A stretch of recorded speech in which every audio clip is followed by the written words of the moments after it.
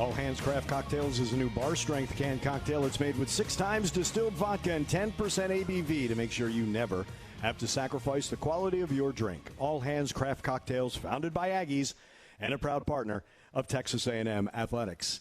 I know it's the 22nd of January, but we have not been together since 2023. So Happy New Year, everyone, here at Rudy's and all along the network. We thank you so much for joining us. It is another edition of the Buzz Williams Show. 2 and 3 are the Aggies in conference play. That is after Saturday's win at LSU.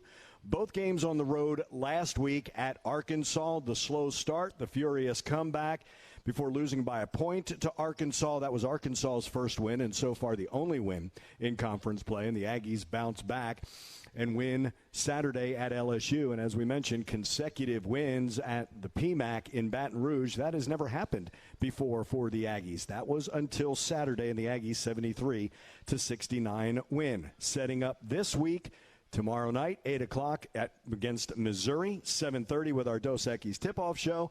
Saturday against Ole Miss, that is 7:30. That's the tip. 7 o'clock is our Dos Equis tip-off show. And that is our Beat the Hell Out of Breast Cancer game presented by St. Joseph Health. And we need the support of the 12th man to bring awareness to a disease that affects so many. We get to raise funds to benefit the K-Yow Cancer Fund and the Pink Alliance. 12man.com/BTHOBC to buy your official event T-shirt, your game tickets, and for more info. Head coach of the Fighting Texas Aggies, Buzz Williams, is with us. It has been a while since we have gotten together here. Howdy, Buzz. How you doing? Radio show number 8. It's number 8. 4 to go, 57 minutes from now. That's how much I've missed it. There's so much to talk about just Saturday's game alone, Buzz. Terrific win. I love the way you joked with Dr. Thornton and I after that game. What a way to make a living is basically what you said in a nutshell. But then I saw what Josh puts out on Texas A&M basketball's social media. Buzz, there's so much appreciation. There's so much reward. There's so much that is given. That, in a nutshell, to me, we were talking about identity during that game. That, in a nutshell, is how Texas A&M needs to play. It's how Texas A&M needs to win in a well-earned victory at LSU, and not an easy place to play. Yeah, I didn't know until Brad mentioned it to me as we were walking the radio that Texas A&M had never won consecutive times at LSU. I didn't know that. But I do agree with your statement. Regardless of location and regardless of opponent, how we played is what gives us our best chance. It doesn't mean that we're going to win. I thought we played very similar to that in regards to our effort and our energy at Auburn. And the result was different, but the recipe was the same. The first time that we played LSU, it was not that from start to finish, and they beat us handily in every category. Those that we pay attention to and those that fans pay attention to, we didn't win on either side. And I don't think that we did that in the first 10 to 12 minutes at Arkansas. And as I mentioned to you in postgame, entering Saturday against LSU, we had played 165 minutes in SEC play. And for sure, 50 minutes of it gives us zero chance for success. But more importantly, I understand that's how I'll be judged. But more importantly, it's not what we want to be about. It doesn't represent the families in our program the right way. It doesn't represent our department. It doesn't represent our institution and what I believe Texas A&M is about. And so I thought from start to finish, though, in Baton Rouge, we played to all of those things. And that's the way we have to play tomorrow, even though we're at home and even though it's a new team that we haven't played. That's what we have to do. Arkansas, no Henry, Solo foul trouble, Wilden's foul trouble, and you're cobbling it together. Wade gets 2 fouls early. He really doesn't play in that first half. I don't want to say cobble it together, but this team doesn't use any of that as an excuse. Is it a little bit in that, okay, we played without Boots for 5 games. We've played without Henry at times. We played without Solo a couple of times. Like, it's not going to be perfect. We talked about this before. It's an imperfect game, and how do you adjust? And I thought this team adjusted beautifully to give yourself a chance against the Razorbacks and to win that game against LSU. Yeah, thank you. I actually agree. I just, partly because I grew up wanting to be a coach, partly because that's what I do. I pay attention to what coaches say, and I watch all the press conferences. I read every quote from every coach, not just college basketball, actually less in college basketball. And I think it was because of how I was raised. I'm not talking about as a coach, just how I was raised. Wake up and go to work. And if it's not good enough, work a little harder and try it again. And I think when I, as a 51-year-old, begin to give justification for our lack of success, I don't think that it prepares those young men in our locker room for when things don't transpire in the right way in their life, how to overcome and how to try to work to overachieve. Not one time since Jew has been suspended have I ever said a word. Right. And he is not an all-conference player, but real close. Mm-hmm. And he is a distinct 5. Never said anything. The 5 games that Boots set out, nothing. When Boots and Henry set out at Iowa State, nothing. Whether we win, whether we lose, the 2 games Solo doesn't play, all of those things. Henry not playing at Arkansas, Solo with 4 immature fouls. Wilden's, we're trying to stretch him to play more because we don't have any choices. Ford not playing great because he does have 2 fouls. Like, all of those are true. But the game's not going to stop. Nobody's going to say, here's why you lost. Everybody's just going to say you lost. And so I tried to, in truth, I write it in my journal. I pray about it. I practice what I'm going to say before I talk to you post-game. I practice what I'm going to say to the media. I never want it to be about me or my ego or my arrogance. And I want to make sure that what I'm saying, I would say if I was in Wade Taylor's grandmother's house and I was recruiting him. I want it to the same thing I would say in Jace Carter's mom and grandmother's house. I don't think that they trusted us with their children to give them an excuse. And I completely understand the fragility of our business and how things have changed and all of the scope of it. But I also think, not to sound condescending, I think at some point you'll have to be held to an accountability of something that's bigger than the game. And so however long I coach, wherever I coach, however many games, win games, lose games, I was telling Coach Lair this morning when I was training, he was talking about something with the media. And then he mentioned something about our daily coaches staff meeting. And I said to him, after I listened to what he had to say, and Coach is 65, we've been together for 20 years at, I guess, 5 different places, and I've worked for him and he's worked for me, so it's kind of a unique relationship. And I said, Coach, do you know how much I swallow? How much I practice swallowing, not saying something that I'll regret. Right. Not saying something that's full of emotion or arrogance. And then 2 hours later, we're having a staff meeting. And I said, hey, Coach, right now, do you see me swallowing what just transpired? And he goes, actually, I do. And so talking about all of those things are true. And so I don't want to say that they're not. Right. Do I think it's part of it? Yes. I do. That last possession at Arkansas, I'm calling timeout before Ford even shot the ball. Literally, I've watched it 8 times. I'm calling timeout before he takes his last dribble, knowing that the official is not going to give it to me until Ford shoots it. Yeah. I know he's not. Yeah. And I called timeout knowing Arkansas didn't have a timeout. But I called the timeout when they were shooting a free throw prior to our last possession. Hey, Ford, I'm not calling timeout. You play. Mm-hmm. And he goes, Coach, if he makes one, do you want me to shoot a 2?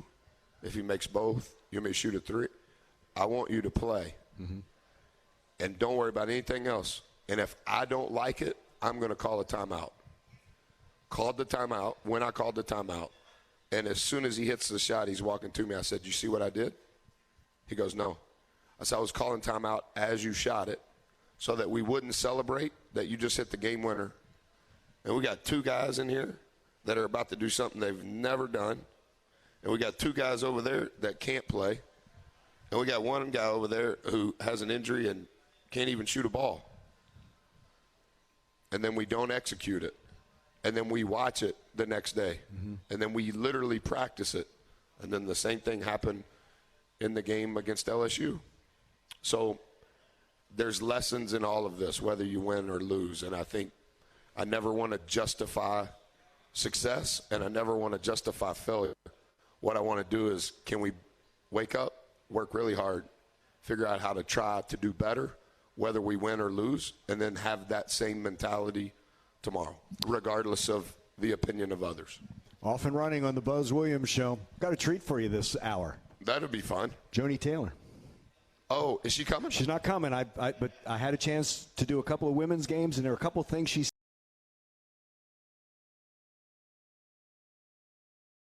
Do you do her show? No. I'd like to. What is the person's name that hosts her show? Steve Miller does that. So I was in for Steve, and I did a couple of games. What sports does he do? He just does the women's basketball. He was in facilities. He just retired after 30-plus years. I'm going to see if I can get his job, too. Okay. You're going to be busy. Yours or his. Now there's 2 jobs I can apply for and don't have to change my address. Yeah, I feel bad, but you've replaced me 7 times already, so I'm good. I know, but then, like if I could get both jobs, then I could, whichever one was winning, I could just go there. That's true. Yeah, and you know she's going to be winning. You know that. You called her elite. I think Schloss is probably already a first ballot Hall of Famer. Yeah.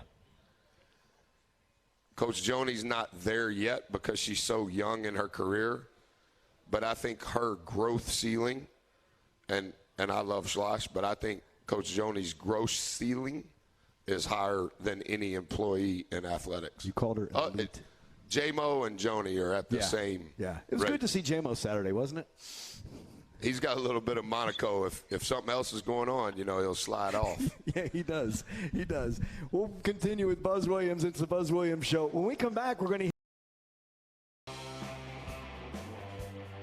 We continue with the Buzz Williams Show. We are at Rudy's, 504 Harvey Road here in College Station. We're here until 8, talking Aggie men's basketball. Detour to Aggie women's basketball. A couple of games Steve couldn't make. Able to fill in for him in a couple of broadcasts, and just some things that stood out that as soon as Joni Taylor mentioned them, I said, I've got to clip that for Buzz to hear during the show. So right now, here's a couple of minutes of some things that I flat out loved from head coach Joni Taylor.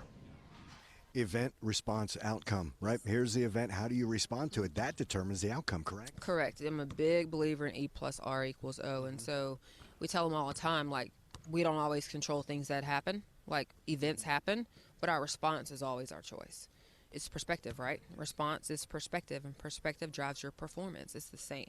We say the same thing 500 different ways, and so what we have to do is try to have the right perspective. And I think for us, the conversation is, we're good. No, we're not. We're not good right now.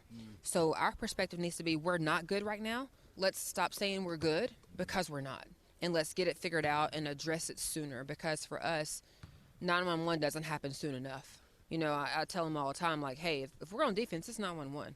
If we guys, we got a third quarter, we got to get a lead right now. We can't go into the fourth quarter with the thing being tight. 911 is then, and sometimes they're still in. We're okay, and we're not okay, and that's where the growth needs to happen because they haven't been here to know. I know we're not okay right now, and they've got to learn to listen to us when we say those things. You knew it was only going to take me, 3 minutes to bring up Buzz Williams, right? Yes. Buzz talks about rebounding, and when you take predictable shots on offense, it's how you can get offensive rebounds. Does Georgia want to make you take unpredictable shots? They do. They do. And what we talk about is no surprises on offense. The shot you take should not surprise me, and the shot I take should not surprise you. If it's not a shot that you routinely take from a spot you routinely take it from in practice, we should not see it in the game. This should look like what it looks like in practice every day, and that's how you can go get offensive rebounds. That's how you can dominate in those areas because we know where those shots are coming from. And that's where communication comes in, does it not? It does, and that's an area where I still think we can be better. You know, we've learned to talk better. I don't think you can ever talk enough, right? I think if your feet are on the floor, something should constantly be coming out of your mouth. That is Joni Taylor, head coach, Texas A&M women's basketball. You want to comment now or after the break?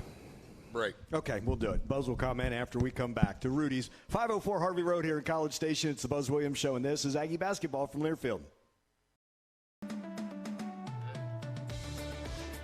Howdy, Aggs. Andrew Monaco here, inviting you all to visit Costa Vida Fresh Mexican Grill. Baja-style Mexican made from scratch daily. Serving breakfast tacos, lunch, and dinner. Aggie owned and operated. That's our friend Holly in South College Station. It's the Buzz Williams Show, and we're at Rudy's 504 Harvey Road here in College Station with head coach Buzz Williams. And we just heard from Joni Taylor. And just when she said perspective impacts your performance, I thought of you. And I wasn't sure if she was an E+R=O person, but she was. But that with the communication, and it's a 911 when we tell you the information. Basketball is basketball, right, Buzz? Yep. Men, women, kids, doesn't matter who it is. But I just love hearing those types of things because it seems like you share an awful lot of the same ideas. Yeah, she I think she has a very unique perspective. Was Mississippi Player of the Year. Yeah. Played at a really high level in college. Obviously, her husband is a GM in the WNBA.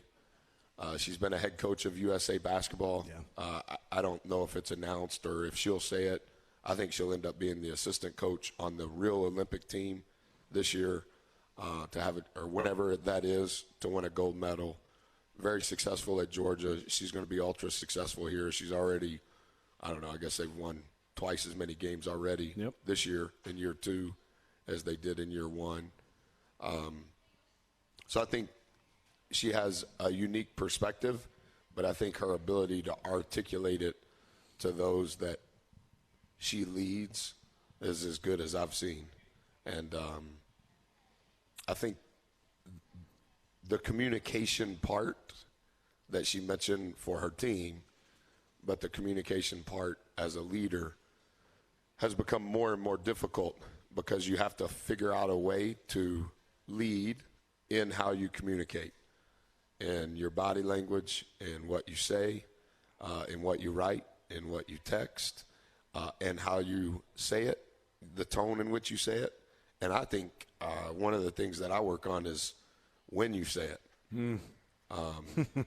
That's important. There's my wife says I need to continue to improve at that, my tone and when I say what I'm going to say. And so I work on it at home, but I also try to work on it with our staff and work on it with our team. You're leading a mass group, and just because you know it or you have an understanding of it, that doesn't mean that those you're leading know it, understand it, or have spent the inordinate amount of time you have to be able to know it. And so you've got to find a way to teach them to understand it and have, to her point, to have some urgency to that information. And I think that's part of teaching, that's part of coaching. Well, Buzz and Joni might be saying to player, you've got to do this. Player's saying, wait a second, I'm okay, right? You've got to break through that barrier. Yeah. And it's got to be different ways. Yeah. But that's you learning that. And not everything can be 911. Right. Right. Because if everything is, nothing is, right? Yeah, but as a head coach, it's all 911 all the time. Yeah. And so I think that's what makes it such a delicate balance of – I told our guys probably towards the beginning of this month, I said, guys, when I first started coaching as a head coach, I wanted everybody to wear the same practice gear. And if you had 2 or 3 pairs of team shoes, you had to wear one of those 2 or 3 pair of team shoes. And I know this won't make sense to the 12 people listening, but not every athlete wants to wear shorts anymore. Mm-hmm. Yeah. They want to wear capris. Right. Like they want to wear short wind pants. Mm-hmm. And they don't necessarily want to wear a practice jersey either. And so I was telling them the other day, I was like, guys, I used to think that was so important. And now look at you guys. We got all this stuff. We could literally clothe a third world country with our locker room. And look at what you guys are wearing. And I don't say boo to you. So if I do say something to you, I need to do a better job of helping you understand I'm giving grace to you guys on things that you don't even know. So if I stop, will you guys please give me grace on something that I think is important? Because I used to think that was really important. But if I told you guys you had to wear your practice uniform and however many pairs of shoes Adidas gives us, and that's all you could wear, we couldn't have practice. Right. So we're going to have practice. So I think that's just part of being able to adapt and be able to adjust. But you have to know what things, whatever those things are, what are those intangible things, what are the things that you're going to work on, like what are those things that you're not willing to sacrifice. And then you have to do a borderline perfect job of explaining the why to those things, and to Coach's point, saying the same thing 500 different ways and being as creative as possible with the message, but the message is the exact same. And I'm not saying that's right, but that's what I'm trying to do. I've always said this. It's your way. It is the right way. It's your way, so it is the right way. There's an old saying in pro sports, you don't lose with somebody else's players. Why would you try to be someone you're not? Yep. That's Buzz Williams. That's head coach I'm not Buzz smart Williams. enough to be somebody I'm not. That might be a problem. That's true. I may not be enough, but I'm not smart enough to be somebody else. That's for sure. He is Buzz. We have questions for you when we come back to Rudy's 504 Harvey Road here in College Station. Stay with us. Buzz Williams Show rolls on. This is Aggie basketball from Learfield.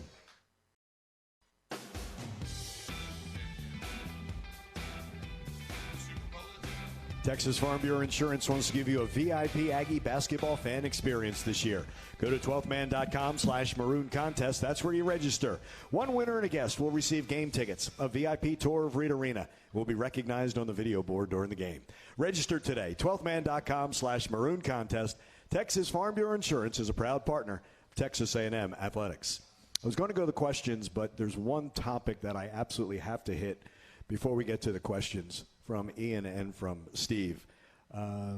Friday night we land in Baton Rouge, and Friday night we are blessed to have one of the best meals I've ever had in my life from Boots' family. Buzz, there's so much love in that room, in that hotel. That's special, and that will never, ever, ever not be special. I'm so proud to take part of that, but boy, there's a lot of love and a lot of appreciation for you, for that family, and that family for Texas A&M and for Boots. They're such good people. And honestly, it's hard for me to articulate who that family is, what they represent, the relationships that were in that room. I mean, Granny prayed for us again for the second time in a row. Every single person in that room got a personalized gift. I don't know if you saw the little mini painted backboards that each kid got. Each name, each number. Yeah. It was his own. And then, last year they gave me a canvas that everybody had signed that's hanging in my office. And then I don't know if you saw the ball that they gave me. I didn't. Yeah, so I don't even know like where they found it, but they hired a lady to paint a ball. Some of it was painted like I don't graffiti. Oh yeah. I don't know if graffiti is the appropriate word. Yeah. And then some of it had pictures laid over where they had painted. Wow. It had the Virginia Tech logo. Obviously, that's where Boots went initially. The Texas A&M logo. It had my name on it. Had pictures of me. Just like they're just special, special people. Yeah. And all of that food. Like Miss Radford texted me the menu on Thursday, and the menu was like they had that printed out to send me a picture of what the menu was going to be, and all of the people serving the food, and just this is my 30th year in college coaching, and that's a very special time. I asked Boots this.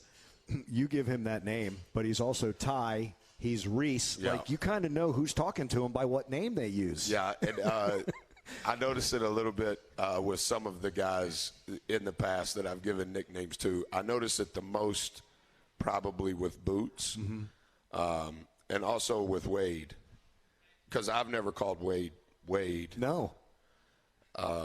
But he is the fourth, but his dad's the third. And so I think as Four was growing up, they didn't refer to him as Wade then either, but they didn't refer to him as Four. No, he was Quattro, right? And his whole family, I don't know, you may have already left, but Four's family and Boots' family has become close. So Four's aunts, grandparents, parents, they were coming in the ballroom to eat. Oh. And so I'm walking Four's granny into the ballroom, and I see Miss Radford who's passing out the gifts, and I said, Miss Radford, and I kind of pointed down at Granny, and she just starts hollering at her from across the way by name, like, oh, yeah, Coach Buzz, that's fine. We already told her. We knew they was coming, and they've been texting us. They were driving it. I mean, I was like, see you guys later. Yeah, that's it's wonderful. Just, but with Boots, it's Reese and Tyrese and Boots. It just, but to him, like that's how he grew up. Yeah. You automatically know who's talking to you, whether it's family, Correct. friends, something like that, or Buzz. Yeah. It's special. I'm enjoying every second of his final season. Yeah, I don't want to. You remember the putback that looked like a Boots putback in the second half on the other side of the rim. Yes. From our bench, from where you were sitting. Man. And they called timeout. Yeah. And I ran over there and hit him on the chest, which I probably shouldn't do because that was part of his injury. And I was like, that's why you're Boots. He just smiled, And, and I mentioned it to him the following day.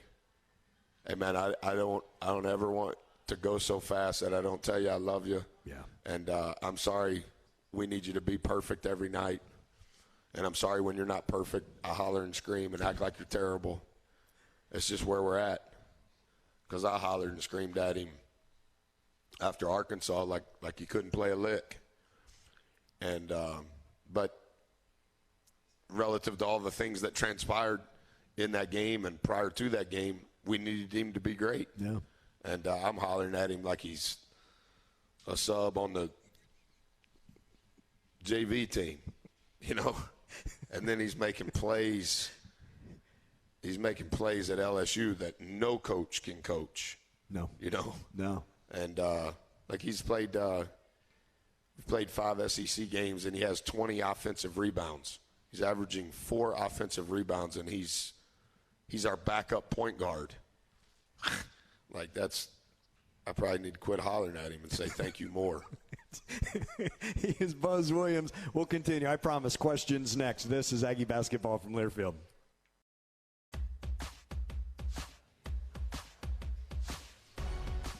Head on over to your local Rudy's or Rudy's.com to place an order for their real Texas barbecue.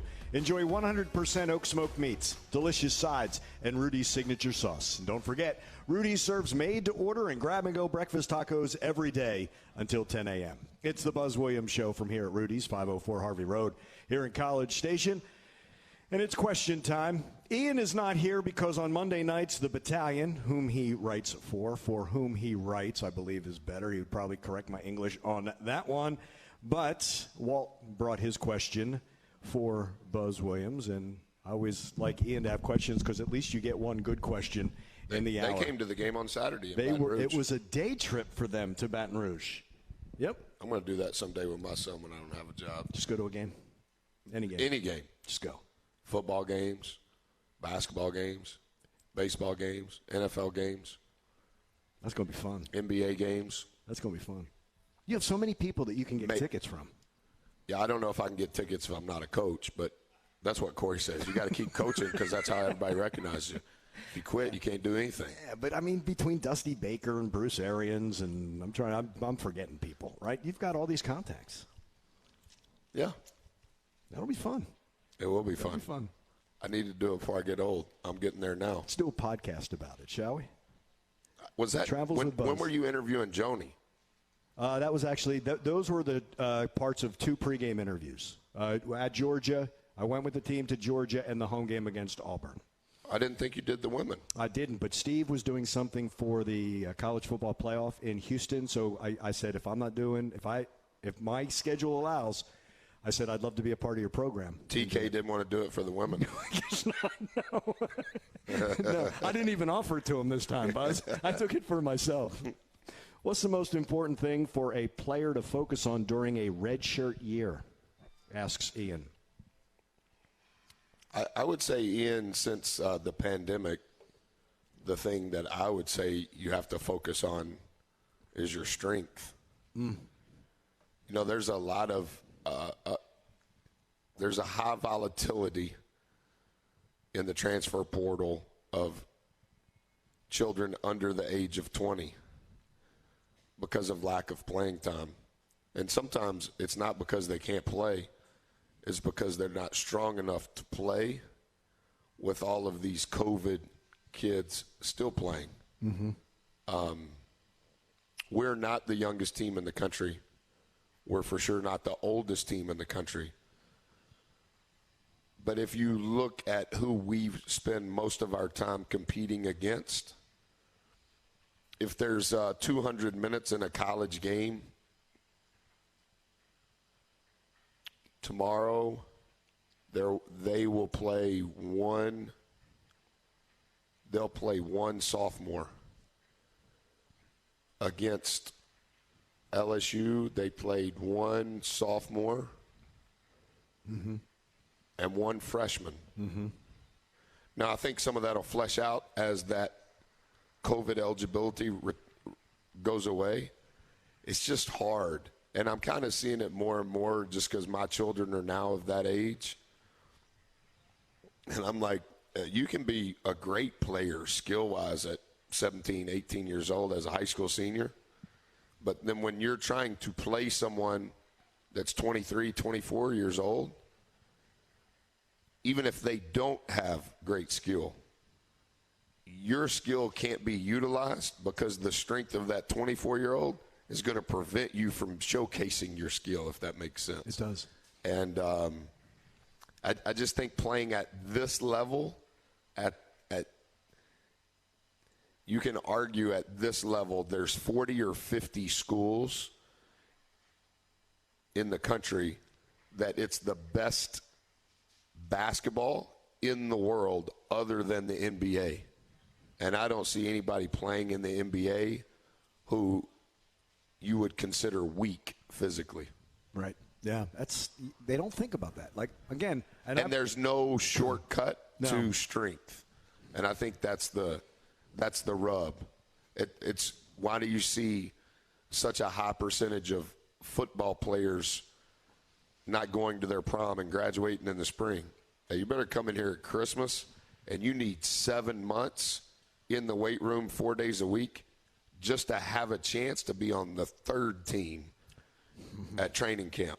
No matter your skill or your speed, because if you can't hold your line, you're just going to get bumped out.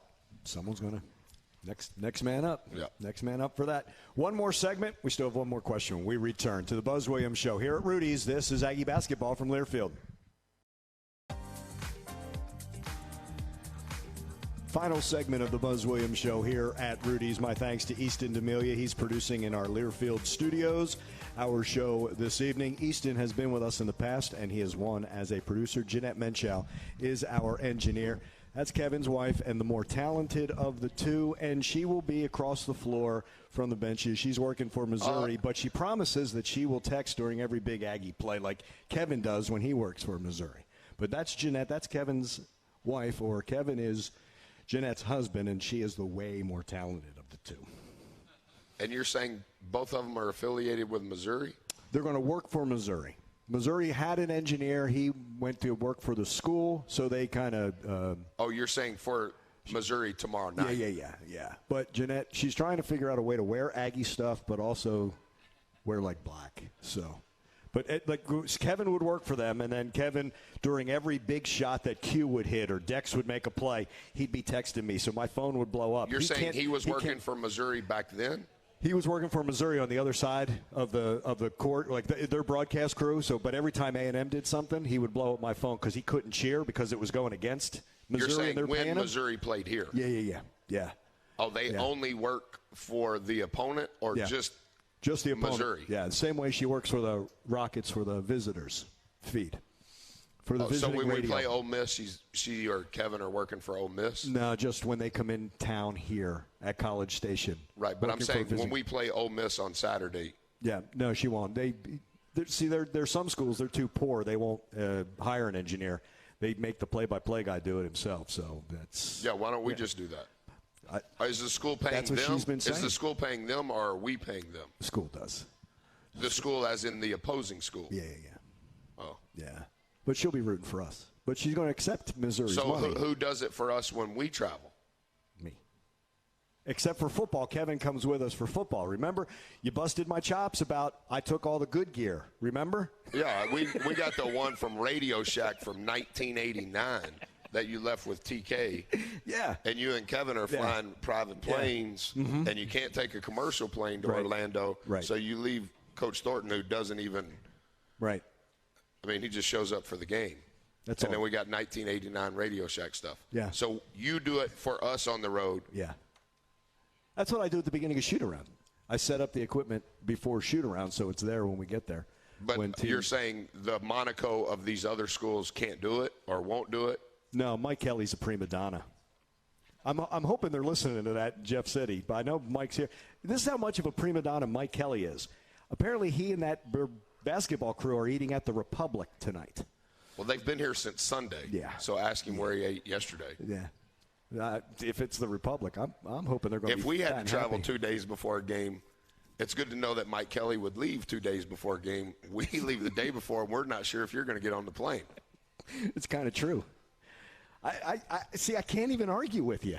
You know what I mean? It's taking all the steam out. Steve, I got to hold this question for next week. Okay. Appreciate you all being here. Thank you very much. Buzz beat the hell out of Missouri.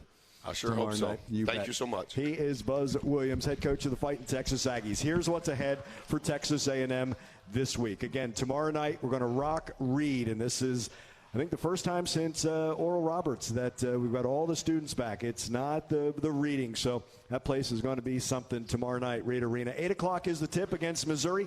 7:30 for our Dos Equis tip-off show. You'll hear Eli Lawrence. You'll hear Buzz Williams as well as we get you set for the Aggies and the Missouri Tigers. Texas A&M 2-3 in conference play. Missouri looking for its first win in conference play. They're 0-5 after games against Georgia, Kentucky, South Carolina, Alabama. And Saturday, they lost at home to Florida. Then on Saturday, it's the beat the hell out of breast cancer game against Ole Miss. That's a 7:30 tip against the Rebels, and we will join you at 7 o'clock for the Aggies and the Rebels on Saturday. We're now on a stretch of 3 consecutive home games for the Aggies. And we will have another Buzz Williams show next Monday evening because there's a bye. We don't have a game early in the week. And then back at Reed Arena in 2 Saturdays, taking on Florida. That is the 3-game homestand for the Aggies. 4 of the next 5 at home for Texas A&M. See if they can improve that 2 and 3 mark in conference play. Again, Jeanette Menchow is our engineer. Easton D'Amelia is the producer of the Buzz Williams Show in our Learfield studios, and I'm Andrew Monaco. We thank you so much for joining us this evening. Texas A&M and Missouri tomorrow, 7:30, tip-off show. Ole Miss on Saturday. For all of us here at Rudy's, we thank you so much for joining us. Thanks and gig 'em. This is Aggie Basketball from Learfield.